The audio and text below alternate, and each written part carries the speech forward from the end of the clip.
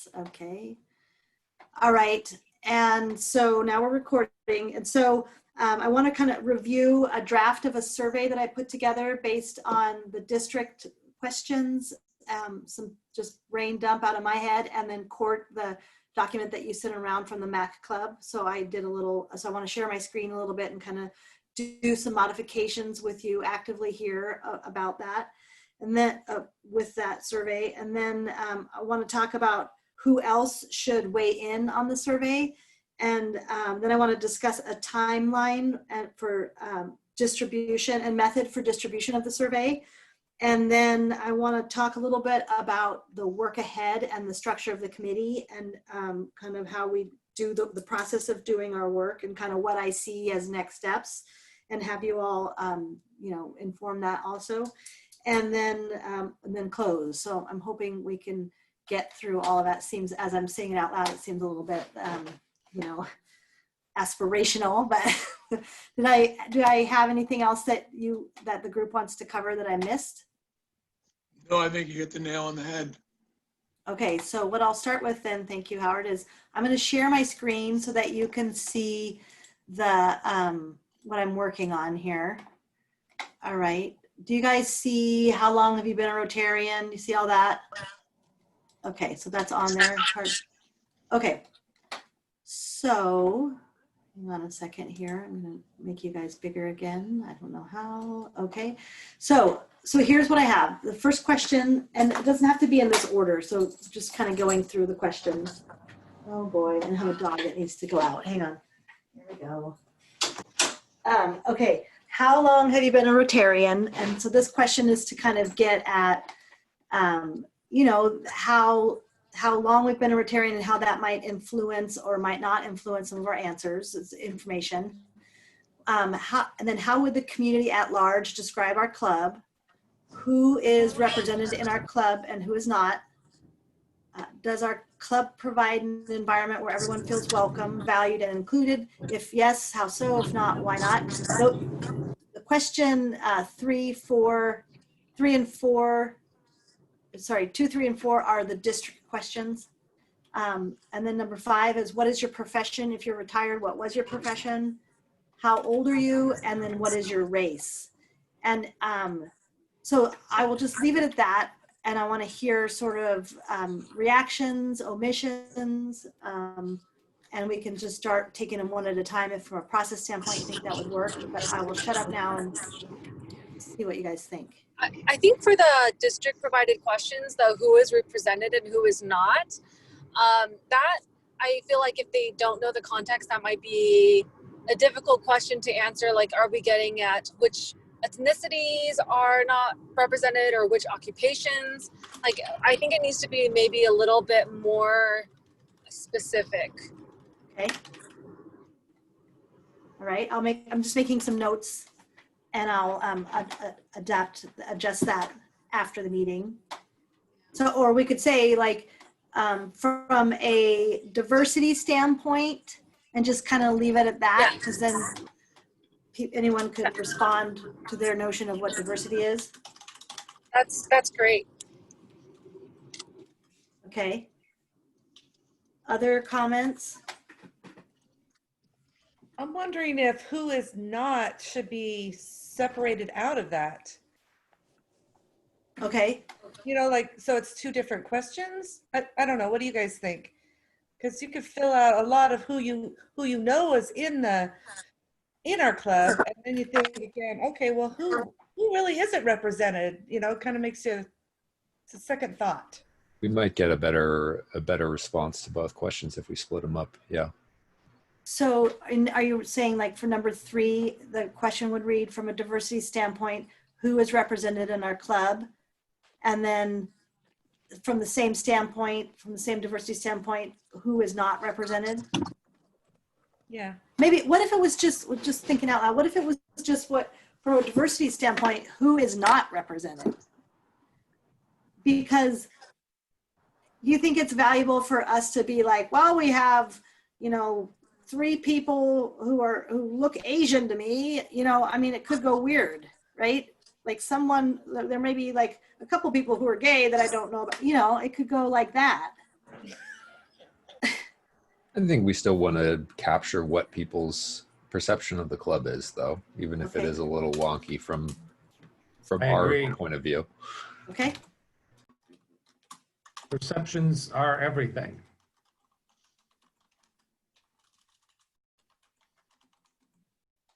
Mark's coming in. Hi, Mark.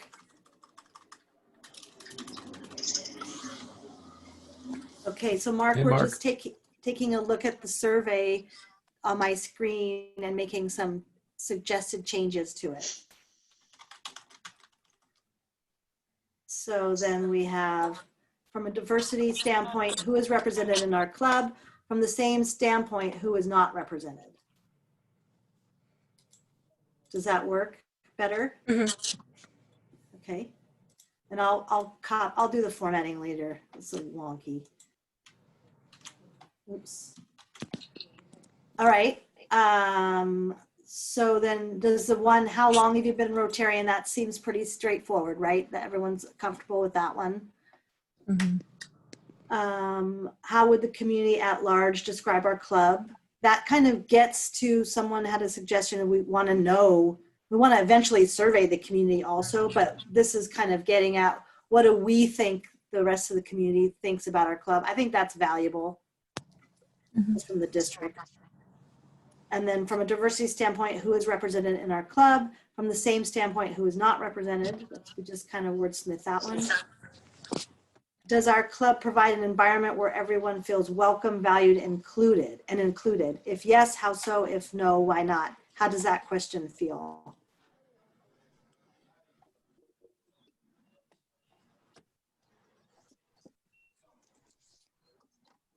Is everyone okay with that one? I am. Okay. Who said that? It was a very gentle voice. That was me. Bryce. Oh, Bryce, you should do radio.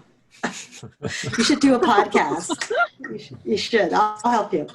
All right. And then what is your profession? If you're retired, what was your profession? Interesting. Leave it in, take it out.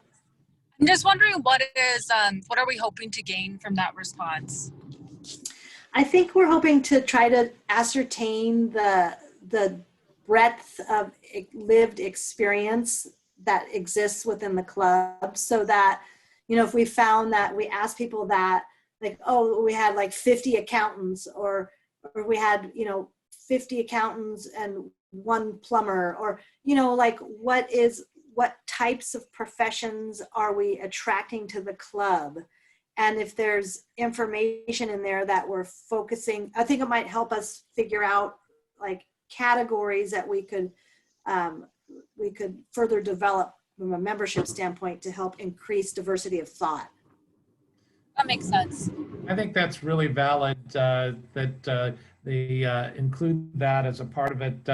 I know when I first joined Rotary, my impression of Rotary originally was when my father was involved in Rotary, and it was a good old boys club with Portland Downtown Rotary, and totally different. And I think they had a very strong limitation on how many people from each career you could actually include. So Right. I think at that time it was like only 2 of each career. That was kind of, you know, flubbed around a little bit, because if you had more than one doctor, they had to get really specific about what branch of medicine they were. But having the diversity of economic diversity in terms of profession or work, I think is important to understand who represents, you know, your group.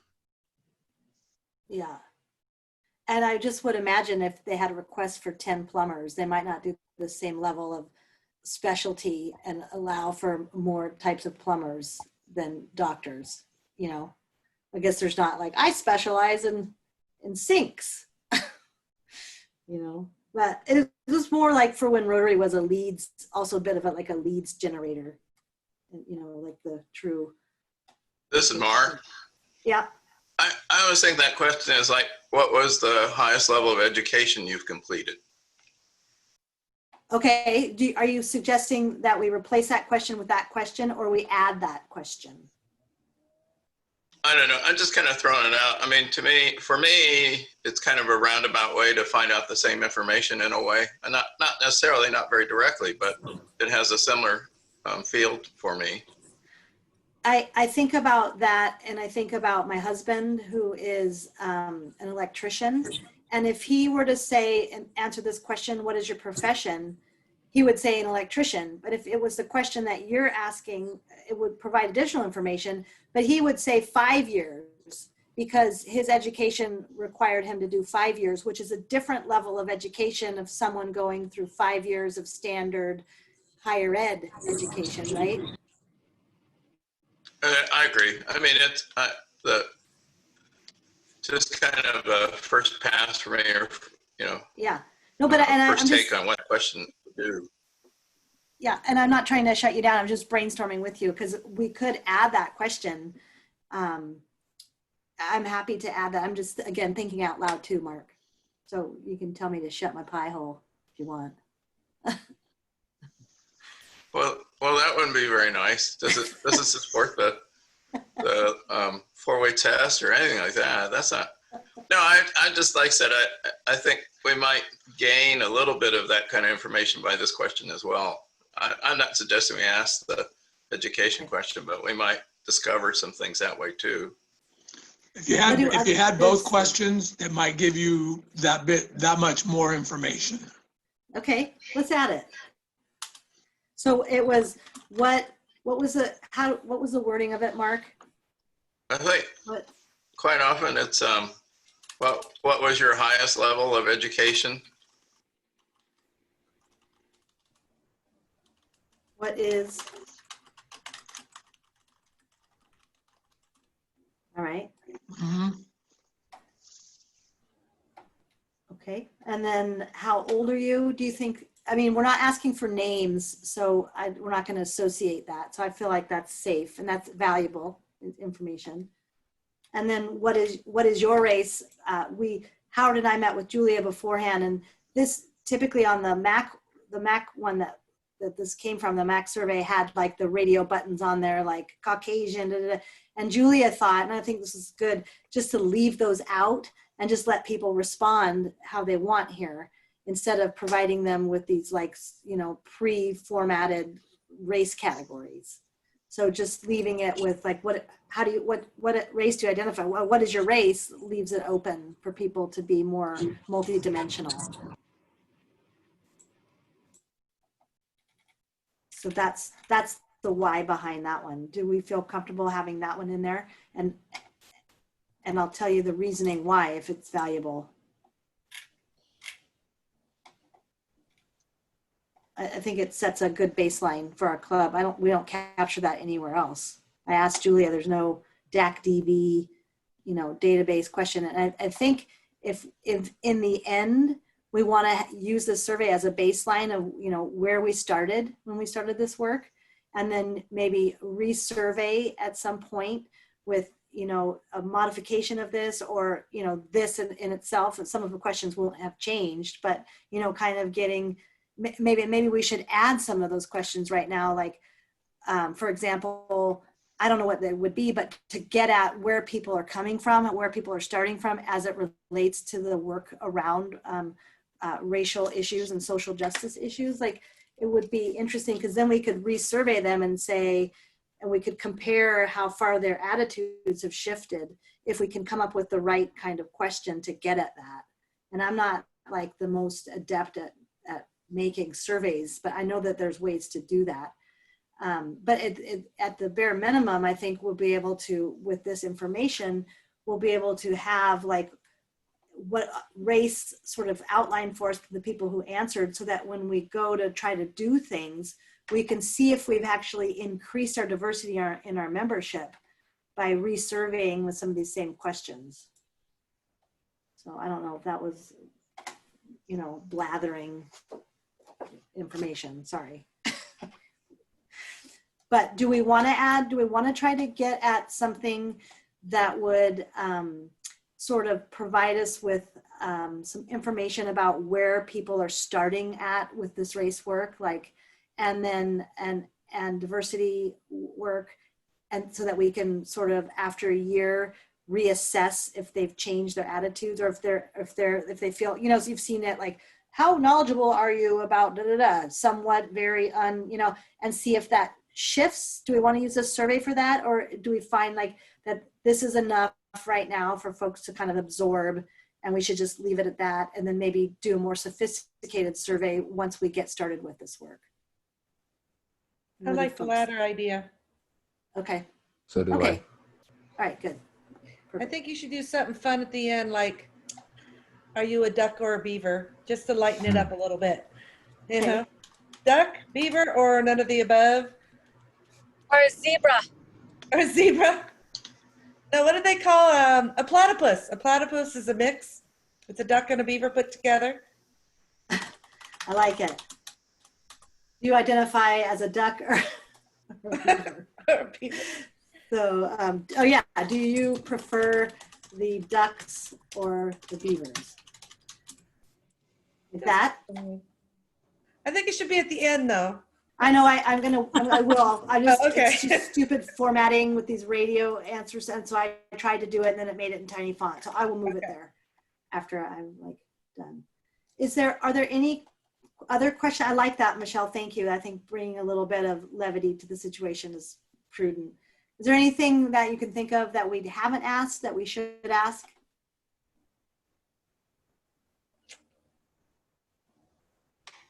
This is Mark. There isn't a gender question on this one. Right. Let's do it. Yeah, and I also think a question about just even getting some feedback from the Rotarians about do you have any suggestions for how we can increase diversity in our club? That might be helpful to kind of give us some direction in terms of what we should be doing. Okay, can you say that again? So, I'm sorry, I was typing the gender question. What? Say it again. If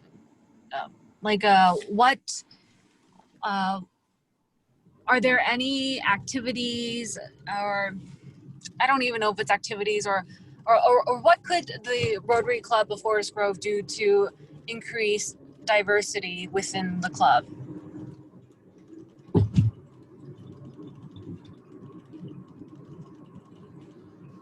Okay.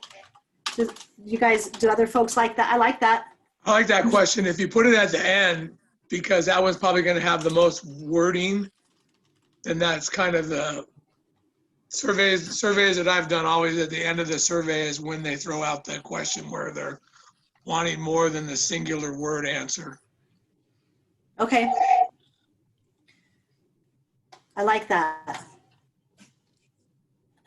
Yeah, but put the ducks and the beavers after that one. Yep. Yeah, I like this. This is good. Anything else do we think that we're missing? So is this like a Surveymonkey? Okay, so I'm going to stop sharing so I can, I'm just going to do this. So the idea behind this that's what I wanted to talk about next is, before we get to that, Michelle, I wanted to ask you guys who else you think we should run this by, because we talked to Julia and she totally has a lot of trust in us, and like she's fine with whatever we come up with. I told her like where we were starting with, and all the questions we added aren't particularly divisive or anything. So I think she'll be fine with it. But she brought up the fact that maybe we should bring this up with Rotaract, see if Rotaract would add any questions, or like kind of get some, maybe run this by Interact at some point when they get up and running. Should we ask the other Rotary Club?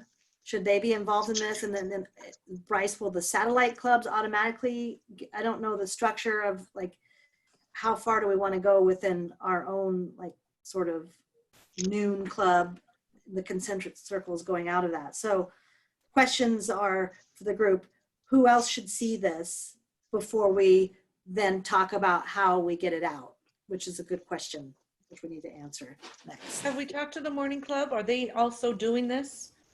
Should we be pulling our resources? I have not. Maybe Howard, that's something that between the two of us, one of us could do.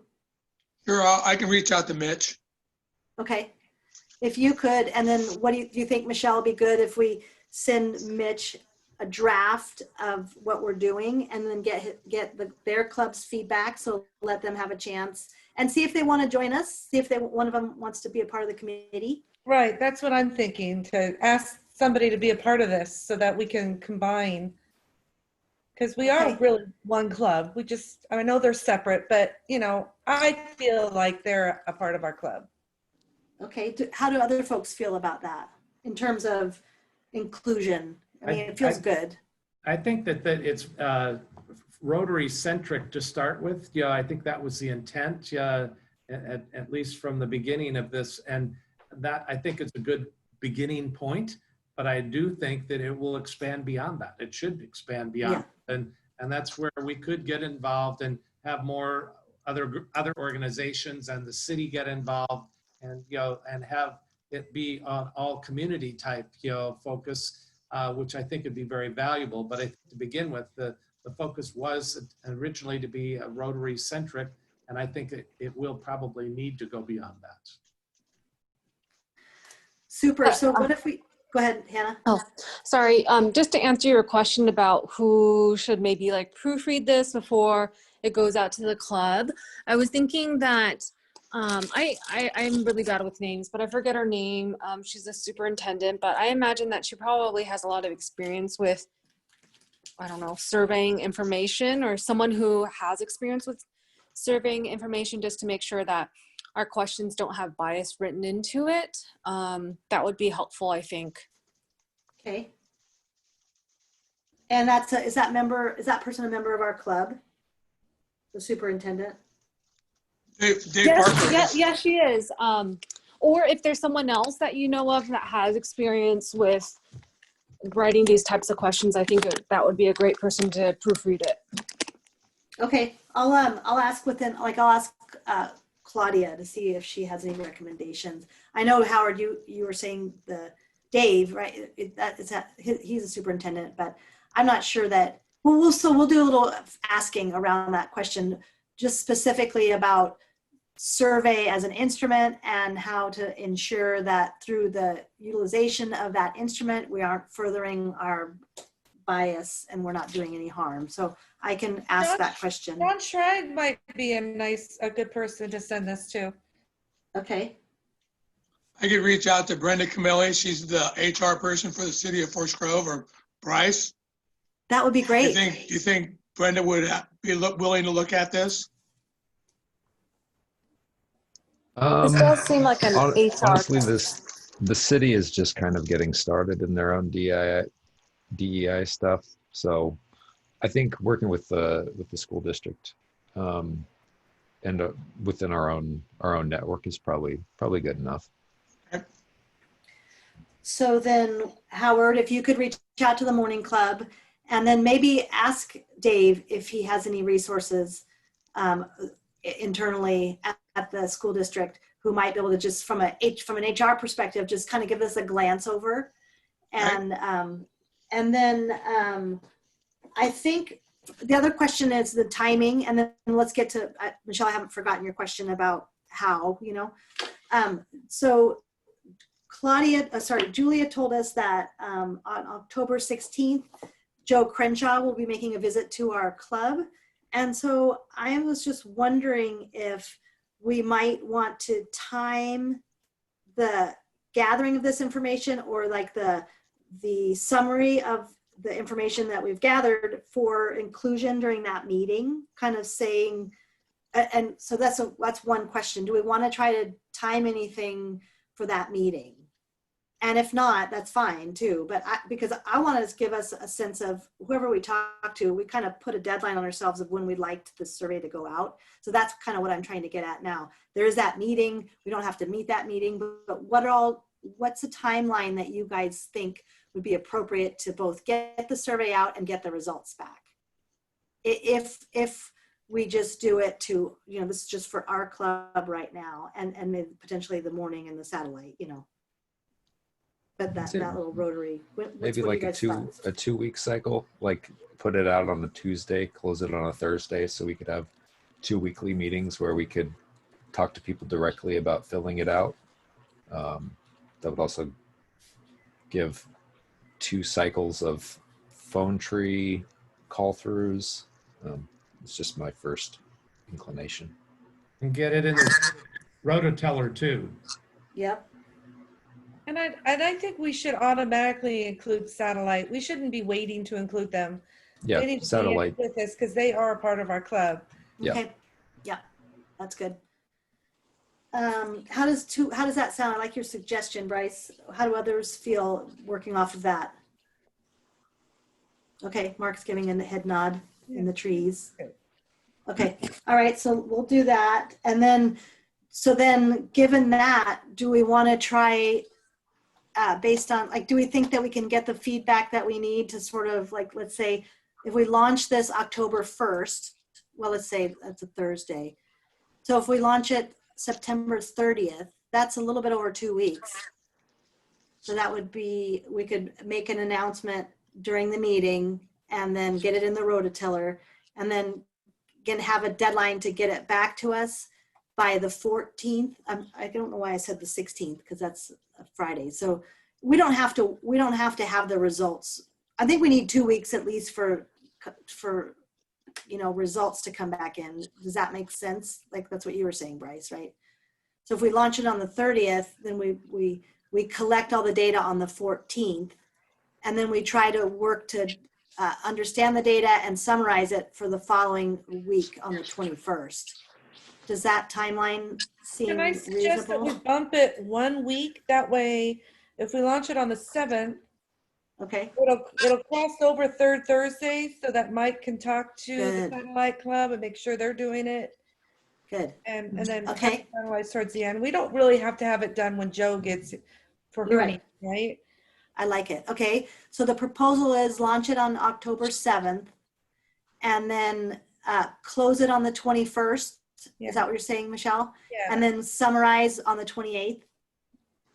I have a suggestion that we give ourselves a little bit more time to summarize and do the report, because I think it would be beneficial when we announce the findings to the Rotary Club to not just have the data results, but also have a plan for how are we using this data, right? And that might take a little bit more time. So if we give ourselves 2 to 3 weeks to come up with how to interpret the data and new directions. And it might be kind of nice as an end of the year type of thing too, like towards the end of the year. Okay, so I like that. I think that's very sound.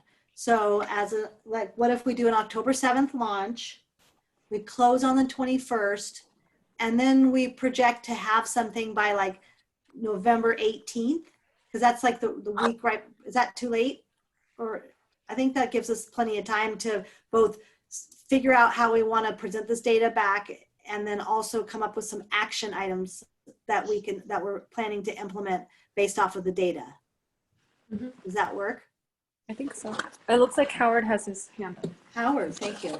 I just have a question based on our meeting this morning. We had talked about having these meetings rather than be weekly, be bi-weekly. Yeah. Does that fit? Well, we need to put that by the group. Right. Number one. But figuring out our calendar. I like that. Let's So that we should probably talk about setting up our meetings and then setting the timeline for when this goes out, when it comes back, when the final report is due, based on those 2-week bi-weekly meetings. Okay, so what do you guys think about, I know we said one week intervals right now, but honestly, it felt like it came up so fast that there wasn't much done in between. So we were thinking with Julia that maybe we would switch it to every 2 weeks. So that would be like, then our next meeting would be on the 29th and then the 13th and the 27th. Is that workable for folks, or because what I hate to have happen is we put it every week and then nothing has really been done between the 2 weeks and everyone's like, we're wasting time and this is stupid, you know. Well, I think that's perfectly fine. My opinion is, yeah, every 2 weeks. However, when the survey comes in, then maybe we should meet every week so that we are getting our ducks in a row. And Okay, then so after that, then, maybe go back to every other week. Yeah, I also feel like, you know, oftentimes what dictates meetings is if there's nothing to talk about, but I feel like we still have a lot that we need to plan and do. And so Yeah. I'm okay meeting more frequently. And then when things start to get into a rhythm, then it makes more sense to space out the meetings because we have plenty of agenda items, even if things aren't getting it done in between. It's probably Okay. because we haven't had time to come up with our next steps yet. okay, so then, okay, so I appreciate this discussion. So how about, okay, backtracking a little bit. How about we keep to weekly meetings for now? And then we be generous with ourselves if, you know, we get to that meeting and there's like, it's sort of, because the onus feels a little bit on Howard and I to like generate an agenda and stuff. How about if we just show up to this space and we just collectively together figure out what needs to happen next? So it doesn't have to be this formal, like, here's the agenda. If it happens naturally, that's fine. But the stress I'm feeling about it is to come up with talking points and agenda items and to really be super formal about it. If we can just meet frequently and then all of us just collectively like, sure, Howard and I signed up to lead this, but we're all, you know, we're all leading this, if you will. So it is, if that feels okay with folks, if we just meet weekly and then if we talk and we're here and then we don't feel like, oh, we don't have anything, we just go our separate ways. But we could use this space to do the thinking that we need to do to keep the work going, as Hannah suggested. And then because the work ahead of us is, we do have a lot of work ahead of us. Like I'm thinking we need to come up with our mission, vision, and values statement for this committee. We need to define our actions that we're proposing, that we're thinking about. And then as the survey comes in, modify that, you know, develop a reading list, come up with some speakers, you know, all of that work is still ahead of us. And it's just the onus felt a little bit like I was stressing because it felt like, as I was saying, it's like we have to be really rigid about it. So if folks are okay, I think being with flexible will give us what we want. okay. Like that's it. So let's meet weekly then, as Okay. as we have it. And thanks, Court, for catching that I sent you a daily meeting. We're not going to meet daily. But, okay, so thank you for working through that with me. So then now let's talk a little bit, since we have those meetings scheduled, we have a sense of our timeline for the survey itself. Let's talk about Michelle's question, which is a good one, about the how, like what format. Do we have Qualtrics as a club? Do we have any survey instruments that we've used as a club before? Does anyone here know? I know we've done surveys in the past, but I don't remember what that process was. If it was just Surveymonkey, some free service. That's what I feel like it was. We should just have Bryce survey everyone with his voice, and then we'll get like a really good feedback. Right? I know, right? Bryce, everyone. I might fall We'll have asleep. Bryce read the question. Well, so has anyone had experience building a Surveymonkey survey before? I mean, I guess it's pretty straightforward. There's just some skip logic we won't be using, so I could probably do it pretty easily. How about we just do Surveymonkey? What do you think, Michelle? Have you used Surveymonkey? I've participated in a Surveymonkey. I've never built it. Okay. I think it's pretty, ubiquitous and pretty like easy to navigate for our members. So, and we're not, as I said, we're not using any like, if you answered yes here, then, skip logic is harder to build. But how about if I take a stab at revising the survey with our edits, send it back to this group for approval, just to make sure I didn't miss anything. And then Howard can send that information off to the other club. So Howard, you're gonna do the morning club. Who's the satellite chair, or how do we get into the satellite? It's Mike Yokas. Okay, all right. That Are the, you? sorry to interrupt, but at the risk of volunteering someone without them being here, John Hosinger has helped me in the past create forms to, Word forms or PDFs like that. Okay. He might be a good resource for survey information. And I think we probably should consider if we should email this or snail mail the survey to some members for them to fill out. Yes. So it'd be good to have a PDF of the survey that we could print and mail. I think that's an excellent idea. And on both if you counts. contact John and he's not amenable, I'll buy him lunch. So Yeah, because I think Bryce makes a good point. If we have someone that has a little bit more experience with surveys, it might be helpful, because we're also thinking about analyzing the data. Like, if we wanted to group Rotarians that have been in the club 10 years or longer and seeing if there's a trend, I imagine there are some systems in place that have the power to do that rather than us figuring out the math and doing that. Yeah. Yep. Okay. I'll talk to John. That can be my responsibility. Thank you, Bryce. And then with the notion that we want to get a PDF, I think that's great. But the question then is, how do we determine who gets a PDF? Do we just do everyone gets a snail mail version and everyone who we have emails for gets an email version, and they can fill it out each way?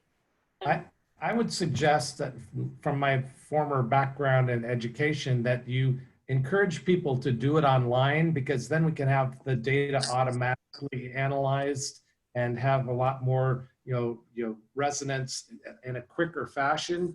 But, to then email it out to everyone also as a PDF file, and they could end up filling it out, if they wanted to do it by hand, in that case that they didn't want to do it on the computer. So I guess my recommendation would be that you request that they do it online, but if they don't, have that in their hands so that they can be able to fill it out and mail it back to us. I think we could incorporate it as part of the phone tree as well.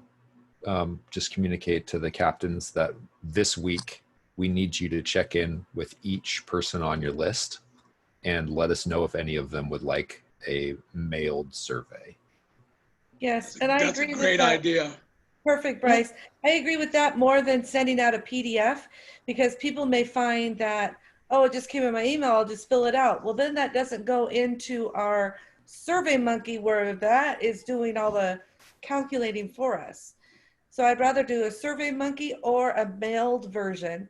And like Bryce said, if you call and say, okay, do you want to do it on the survey, which could be a direct link on the rototiller, they just click on it and boom, they're there. Or do you need us to put one in the mail for you?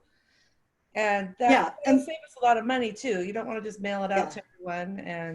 And if we get some hard copies back, then I'm happy to spend some time inputting that into Surveymonkey. And I am too. I'd be happy to enter that data in.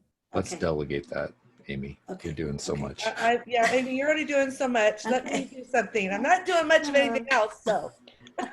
Everyone's stuck inside. Hey, you're looking really good at your house. Oh, Okay, thank you, everyone. That's good. So then I will reach out to John. And so the idea then between now and our next meeting is, let's get over emails and such, let's get an approved draft of, so let's get everyone's eyes on it, and then let's try to get it out between you and Howard, between you and I, let's try to get it out to, well, Michelle, could you get the survey once it's completed to the satellite club? Would you be willing to do that? Okay. And then with asking for feedback, and we can go back and forth on email about this too, but asking for their input if we missed any questions, or, if they have any comments about it, that would be good. You're just asking me to send it to Mike and get his input, right? Yeah. Okay. Well, actually, Mike, because and then the satellite club's input, right? Well, they're going to do the survey. Yeah. Okay. Yeah. Got it. Okay. So I'll make sure to reach out to Mike and say, this is our draft. What do you think? We'll let you know, give us your feedback, and We'll let Yeah. you know when the survey's up. Works. Okay. All right, and so then we're good. We're keeping our meetings to weekly, and then I'm thinking that for the next meeting, we'll review. Let's just review what we've done with the survey and just pick up that work from there. And then, as I said before, I see as a need to be able to kind of articulate and brainstorm a little bit about like the purpose of this group and kind of what we're doing, so that if people want to join us, we have something that we could send them saying this is what we're doing and this is who we are, and it'll be more transparent in terms of open for others to join, and then it'll give us a place to sort of kind of frame our work. So I see that ahead of us, and then getting those survey results back, and then potentially developing a reading list. So Howard has been reading a book, and I have a book that I've started reading. And so I'm wondering if it would be valuable for this group to actually have, like, should we all have, like, read one book together? Or, like, should we develop some reading amongst ourselves? What do you guys think about that? I mean, it's more work, of course, but valuable stuff. What do you think? I think it'd be great to Go ahead, have Court. a suggested list of readings or articles available, and that could be something that could be, distributed out to a lot of people later on. So if we all can come up with some ideas for different books or articles that we think might be valuable. I know I've got a couple contacts with organizations that are doing a lot of work in this kind of stuff within the travel industry, and they're definitely working on the same kind of stuff. And I'll get in touch and find out what kind of resources that they have that are suggested. So for me, Okay. I to look into that a little bit. All right, so what about as homework for next meeting, we try to bring some ideas to start that list? Suggested resources, that'd be great. Correct. I think I really like, I don't know how practical it is. I really like the idea of our group pushing a monthly reading club for the entire Rotary group, where we have like a book of the month club that we can talk about. I think also gathering resources from article length to full book length would be really good, because we're going to need to be able to define some concepts for our club. So I think working over the next week to find some of those that we can share and talk about next week would be great. I like it. Maybe Oprah would manage our discussion. Hey, I have something a little along those lines, and it just hit me. What about, like, honestly, Bryce, this, laugh at this, but seriously, what if you did a podcast? I mean, what if we, like, just to, like, it doesn't have to be you either, I could be your foil, and we could be both of us, or, whatever, but, like, at some point, we could think about, being a content generator ourselves, not just an aggregator, but like taking our programs, and then we interview those people afterwards, specifically around, the social justice piece. Podcasts are such an easy way. They're being consumed at a rate that it's so different than it was in the past. I don't know. I'm just tossing it out there. It's voice for thought. We'll let that simmer. We'll think about Let that simmer a little bit. Yeah, it's an idea to put out there for sure. We'll put it on the back burner with a little I mean, I've got a nice mic set up, yeah, there's a little thing called the time. I know. Is my only major concern. I think if there are changes, I mean, our club has changed so much in the last 6 months already, but in another 7 or 8 months, I'm going to be stepping into my role as president. So I think if there's ways that we can integrate what this group is doing into the process of our regular weekly club, I am all open for that. So that would be, Bryce, that would be cool. Yeah. That would be ideal, and maybe that's a goal that we can have as as you transition into becoming president, maybe that could be part of your legacy of the club, is we'll figure out how to make this not necessarily its own committee, but a lens through which we view our work. And we could start, and that we could have a timeline of helping support you in launching that. If we do it right, it'll feel natural, and it'll feel like just an evolution of our club, not like an artificial overlay. And I've been trying with programs. It's been complicated with everything, but the idea with a lot of the programs that I brought in was let's talk about stuff that we don't talk about, that is a reality for people that might not look like us. But the program that I brought in about Black history in Oregon, people were like, there were slaves in Oregon? We had no idea. Just dropping these little nuggets along the way of knowledge to help people's minds kind of open up to experiences outside of their own has been something I've been trying to do as program chair, and it's something that I am going to make a priority in my year. So Great. Well, I'm looking forward to that. Howard? Yeah, I just want to make one comment. I love the book club, article club, articles out there. If you're looking for a book to read, and it's a pretty easy read, it's called How to Be an Anti-Racist, and it's by Ibram X. Kendi.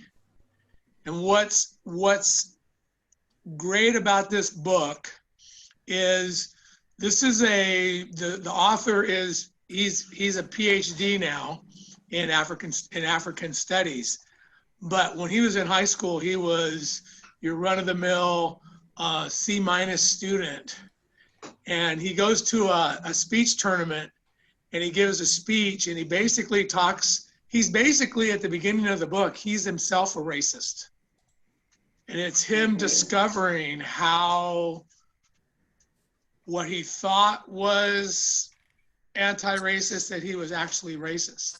And it's 234 pages, but it goes by quickly. He intercedes in there his story, attending Florida, goes to one of the historic Black universities, and then goes to Temple University to get his PhD. But it's a wonderful read, and I would strongly recommend it. I read it in about a week. But all of you guys have jobs, so I'm finding, I spend about an hour a day reading in my retirement life. But I think that's a great idea, because I was looking at the title going, okay, how to be an anti-racist. Okay, well, how's this going to play out? And he kind of thumbs you through his life. And halfway through the book, he still hasn't got it figured out. He thinks he does. And then he's thrust upon somebody at Temple that he's like, man, I was going down the wrong street. And then final comment on it is his comment, and I shared this with Amy and Julia this morning, is he says there's days when I'm anti-racist, and then there's days when I'm a racist. And he goes, the goal is to move those racist days out so that, but that's life. You're going to be anti-racist on maybe Monday, and Tuesday something's going to happen, and you're going to flash, and you're going to respond in a way. And at the end of the day, you're going to look back and go, wait a second, what did I do there? And he doesn't say that that's okay, but he doesn't chastise you for that. It's a learning process. So that's a book that if you're interested in, it's at Barnes and Noble, or I'm going to share mine out. Amy's going to pick it up and get it, and I'm going to move on to something else. But I think it's a worthy thing for us to do. So will you include that, Howard, in your resource list that you bring next week? Sure. And then thank you, and then we'll keep talking and keep building that list as part of this work. Can you think of anything relative to the survey that we need to discuss before the meeting ends today? Well, I think I'm one gonna- other comment on the survey is, I mean, when I pointed out, I mean, I believe the HR guy for the school district is Yeah. is in the morning Rotary group. Oh, okay. So I think we have some connections there, but I'll reach out to Mitch and Dave Parker. And so I'm going to make the changes. Thank you, Howard. I'll make the changes today. And then I'm going to reach out to John Hausinger to talk about the survey, and if he has any wisdom he can impart to us, and see if he can get his help. And then I will then work to get the final version. So we'll hear back from some stakeholders, and we'll see where we're at next week with that work, and we'll pick that up. And then also next week, we'll talk about our review our resources that we brought to the table and anything else that emerges. I might have something to talk about next week as well. If now's a good time, could I just steal 2 minutes? Yeah, oh, it's our minutes. Take it. So, Mark, this is my phone call for a phone tree. Good to see you. Peter. This week we are going to be having my father-in-law actually is going to be doing our program about mindfulness and meditation and finding peace in everything and all this crazy stuff that we're going through. So I hope that would be helpful for people. And Hannah was gracious enough to send me some contact information. I reached out to a program that they had, I think through the optometry school, Hannah, to Brianne, and she is in clinic on Wednesdays, but she's going to record for us a presentation kind of talking about implicit bias, what it is, how it works. And then we can air that for the club. And I was thinking if our group could watch it first, so we can be ready to talk about it at the end of the presentation, that would be a good idea. So I'm hoping, I haven't heard back from her yet, I'm hoping we will get that before next week. And then we could potentially present it next week. If that's too tight of a timeline, I have other windows open for presentations in the future. Trying to think, I did a whole bunch of scheduling. I grabbed the November 18th meeting for us to talk about the survey. We can bump that into December if we don't feel comfortable or are not ready then. But we talked about that as a goal. So right now that is our program for November 18th. Okay. And That gives us a target right now, and we can adjust that accordingly, as you're saying, Bryce. Thank you for Hannah for sending that information, and for Bryce for doing all the work to get that. This is the type of education that we need, right? This just sort of like, oh, here's a program on implicit bias, you know, information, education. Yeah. So thank you. It's wonderful. Your leadership is just so appreciated. So. Hey, Mark, where's your blue skies at? You got blue skies behind you. Well, it's in my photo album. What can I say? Okay, is that Colorado? No, actually, that's near my house a few months ago. Okay. So And I Court, have a Court, comment you got for blue Bryce. skies, or looks like sunshine in your back of your window. Yeah, that's about as close as I'm going to get to it right now, I think. My comment to Bryce is that, you know, a couple of weeks ago, I got a phone call, and you had indicated there's a new phone tree.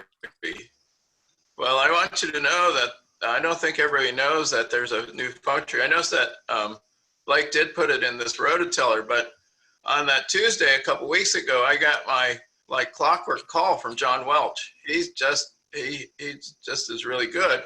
And then I got this unknown phone number maybe an hour or two later, and I thought, well, it's another one of those spam calls. And then when I looked at the voicemail, I said, oh, it's Bryce. And he said something about a new phone tree. And it was like, well, this is really interesting, because now not only do I get to ignore one call, I have to ignore 2 calls now.